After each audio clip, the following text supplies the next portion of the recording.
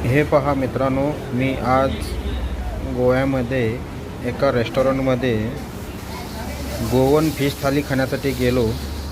तर हे आपले आहे गोवन फिश थाली. हे आहे सोलकढी,